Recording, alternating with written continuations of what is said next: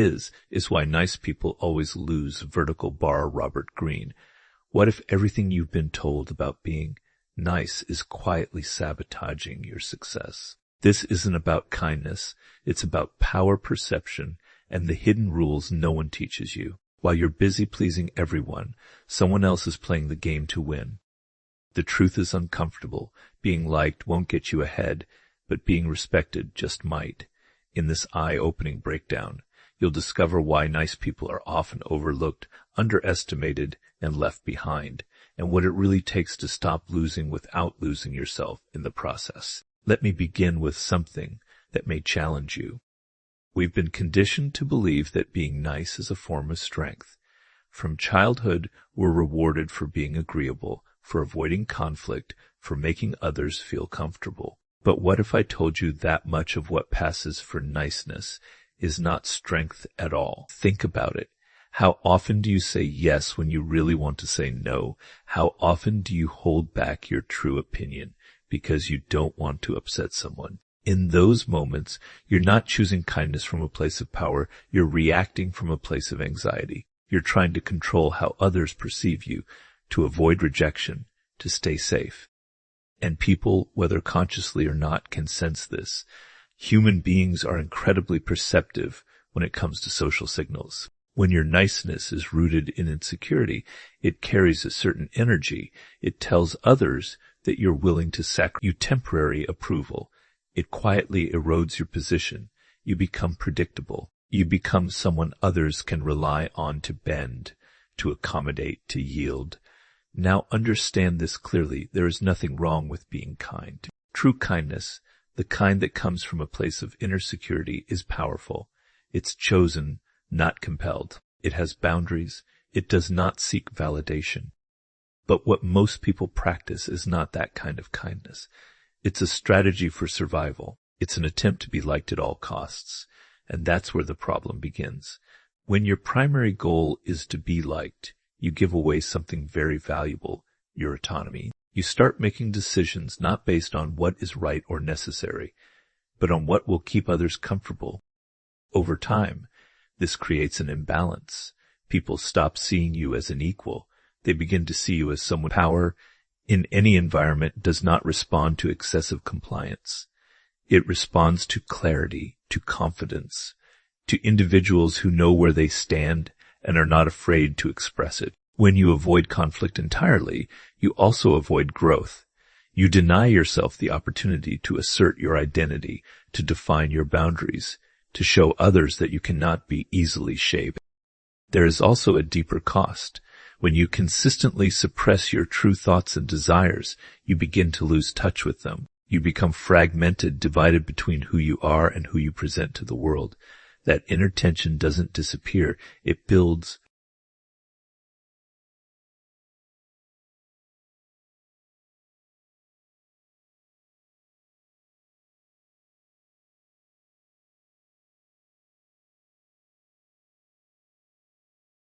And eventually it manifests as resentment, frustration, or quiet dissatisfaction with your own life. So the question is not whether you should be nice.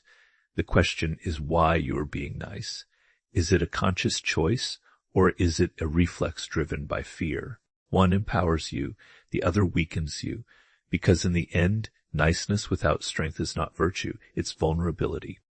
Now once you begin to see that pattern, something else becomes very clear. The world does not reward those who constantly accommodate. It responds to those who define their limits. People may appreciate generosity, but they respect boundaries, and there's a difference between the two that most never learn to navigate. If you are always available, always agreeable, always willing to adjust yourself for others, you create a subtle dynamic. You signal that your time, your energy, your priorities are negotiable. At first, people may thank you for it. Something shifts. What was once appreciated becomes expected. What was once valued becomes taken for granted. This is how you quietly lose leverage in your interactions. Think about someone in your life who commands respect. It is rarely the person who says yes to everything. It is usually the person who knows when to say no and does so without apology. There is a certain clarity in that behavior. It creates structure. It tells others exactly where the line is. And paradoxically, that line makes people feel more secure in dealing with you, not less. When you lack boundaries, you create confusion. People test you, not necessarily out of malice.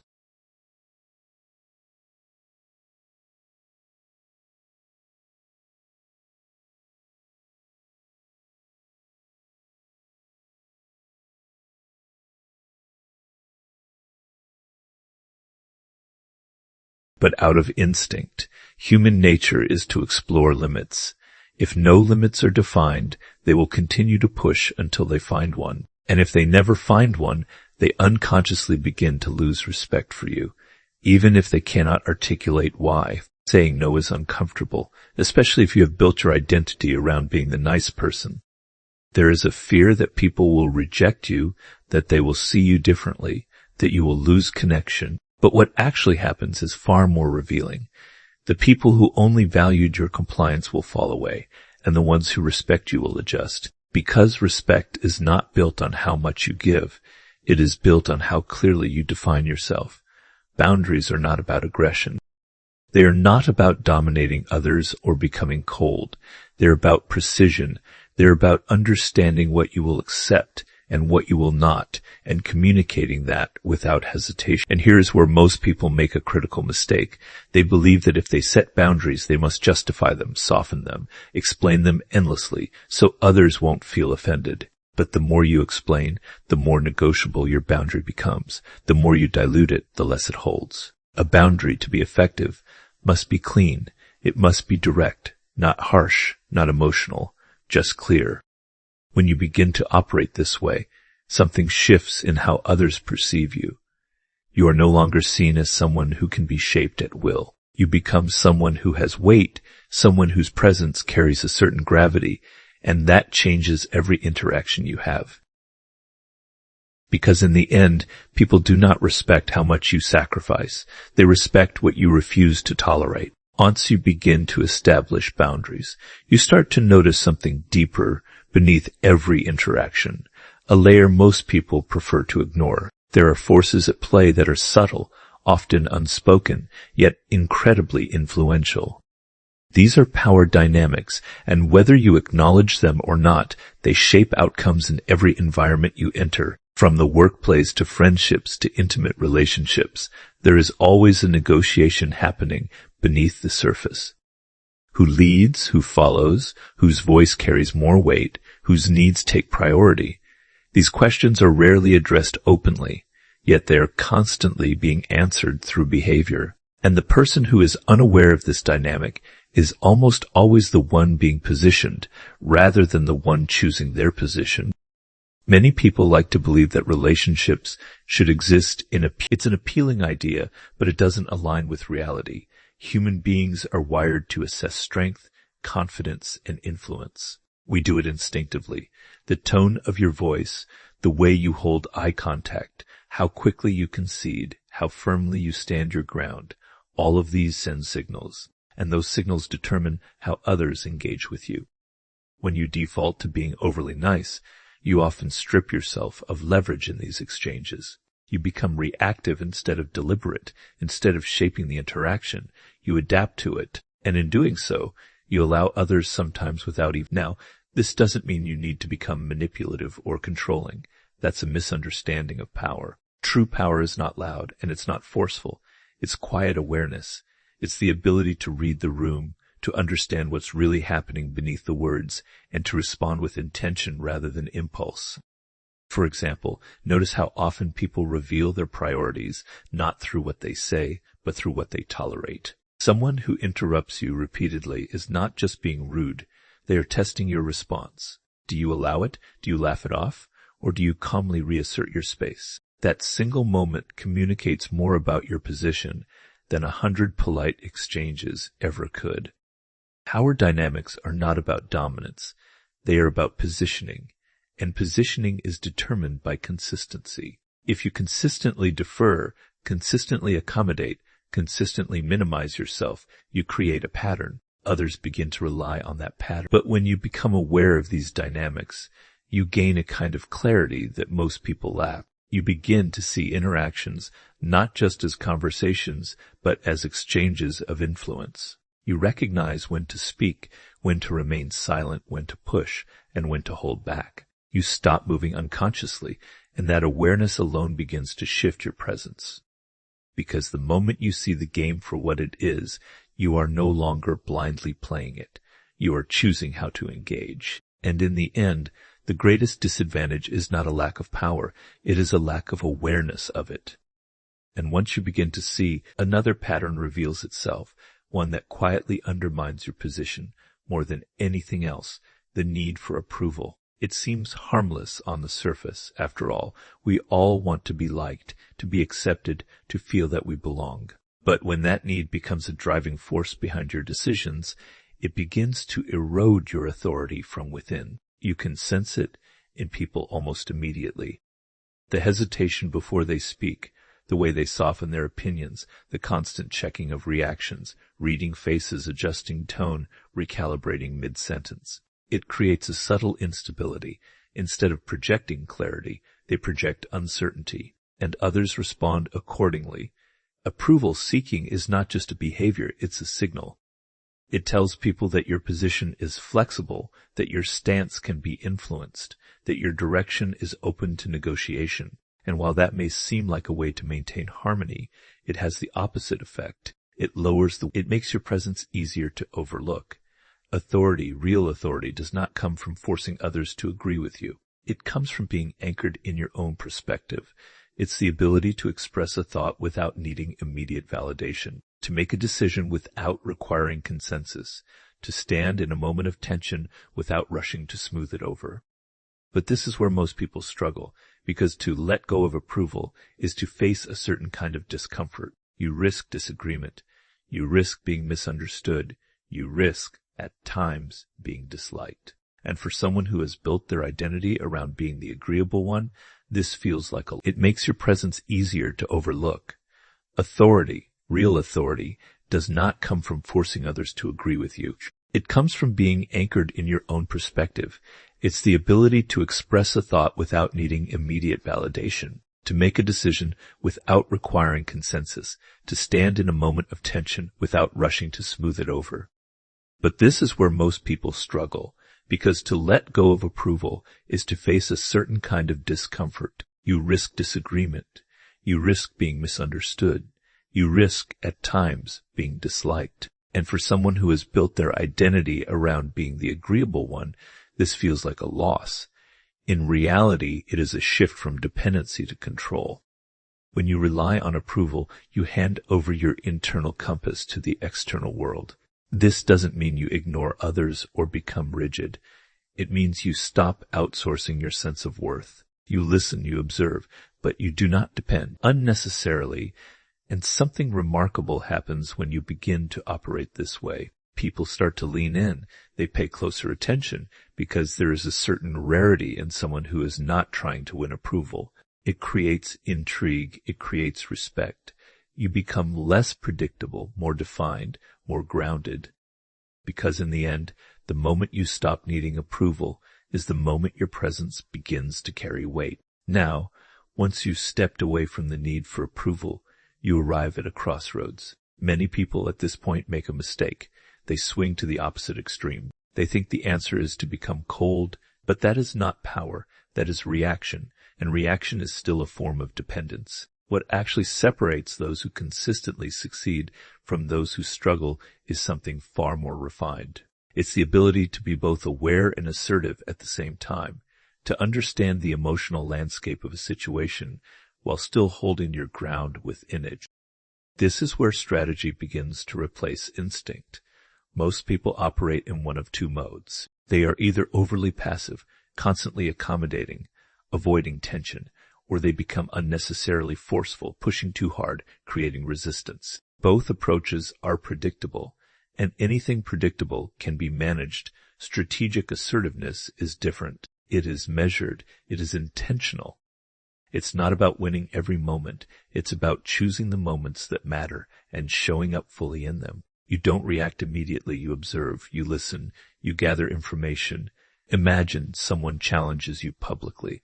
The passive person will retreat, perhaps laugh it off, or downplay themselves. The aggressive person will push back instantly, often with emotion, escalating the situation. But the strategically assertive individual does something else entirely. They pause, they assess the intent behind the challenge, and then they respond in a way that reclaims their position without unnecessary noise. Sometimes that response is direct, sometimes it's subtle, sometimes it's even silence, but it is always deliberate. There is a certain control in that, a sense that you are not being pulled by the moment, you are shaping it. This approach requires discipline, because your first instinct, especially if you've spent years being overly nice, is to either avoid or overcompensate. But strategy lives in the space between those extremes. It requires you to slow down, to detach slightly from your immediate emotional response, and to think in terms of outcomes rather than reactions. And here is where awareness becomes your greatest asset. The more you understand people, their motivations, their insecurities, their patterns, the more effectively you can navigate interactions. You begin to see not just what is being said, but why it is being said, and that gives you options. Instead of defaulting to politeness or force, you choose your response based on what serves you best in that moment. Sometimes kindness is the strongest move. Sometimes firmness is necessary. The key is that you are choosing, not reacting. Over time, this creates a different kind. Not easily pushed into a corner, there is a calmness in the way you operate, but also a quiet strength. You are not there to dominate, but you are also not there to be diminished. And that balance is difficult to counter, because in the end, it is not the loudest or the nicest who succeed. It is the one who knows exactly when to be each. And when you begin to integrate all of this awareness, boundaries, detachment from approval, strategic assertiveness, you arrive at something most people spend their entire lives misunderstanding. They believe the answer is to choose between being good and being powerful, between being kind and being effective. But that is a false choice. The real advantage lies in balance, not the kind of balance that comes from hesitation or indecision, but a deliberate, controlled balance. The ability to move between warmth and firmness, openness and restraint, generosity and precision. This is not about becoming someone else. It's about expanding your range. Most people are locked into a single identity. The nice one, the tough one, the quiet one, the agreeable one. And once others categorize you, they begin to interact with you based on that fixed image. It limits your options. It makes you predictable, and predictability in any form of human interaction reduces your influence. But when you are balanced, you become difficult to define. You are kind, but not weak. Direct, but not abrasive. Patient, but not passive. And that complexity creates space. It forces people to reassess you, to engage with you more carefully, more thoughtfully. Balance also protects you from the internal conflict that comes with extremes. If you are only nice, you suppress parts of yourself, your ambition, your frustration, your desire to push back. If you are only assertive, you risk isolating yourself, cutting off connection, creating unnecessary resistance. Neither state is sustainable on its own. But when you learn to integrate both, something shifts internally. You no longer feel the need to prove your kindness or your strength. You simply act according to what the situation requires, and that creates a sense of control that is both calm and powerful. There's also a deeper level to this. Balance allows you to maintain your integrity while still navigating reality effectively. You don't have to manipulate or deceive. You don't have to abandon your values. You just become more aware of timing, of context, of how to express those values in a way that preserves your position rather than undermines it. This is where many people get it wrong. They think adopting strategy means becoming inauthentic. But true strategy is not about pretending. It's about understanding. It's about recognizing that how you present something can be just as important as what you present. And once you grasp that, you stop seeing kindness as a liability. You begin to see it as a tool, one that, when used with intention, can be incredibly effective. The difference is that it is no longer your default response. It is your choice. You give when it serves a purpose. You hold back when it is necessary. There's also a deeper level to this. Balance allows you to maintain your integrity while still navigating reality effectively. You don't have to manipulate or deceive. You don't have to abandon your values. You just become more aware of timing, of context, of how to express those values in a way that preserves your position rather than undermines it. This is where many people get it wrong. They think adopting strategy means becoming inauthentic. But true strategy is not about pretending. It's about understanding. It's about recognizing that how you present something can be just as important as what you present. And once you grasp that, you stop seeing kind. Meanwhile, others play a different game, one you were never taught. This isn't about becoming cruel. It's about waking up. Because in the real world, respect beats approval, and silence costs you power. If you've ever felt used, underestimated, or invisible, this will hit hard. It's time to stop losing quietly and start understanding the rules. So now you see it clearly. It was never your kindness that held you back. It was how you used it. You gave too much too easily without understanding the cost. You tried to be liked when what you needed was to be respected. And the moment you shift that balance, everything begins to change. You don't have to become cold. You don't have to lose who you are. You simply become more aware, more deliberate, more in control. You stop reacting and start choosing, because the world doesn't reward those who sacrifice themselves to be accepted. It rewards those who understand them.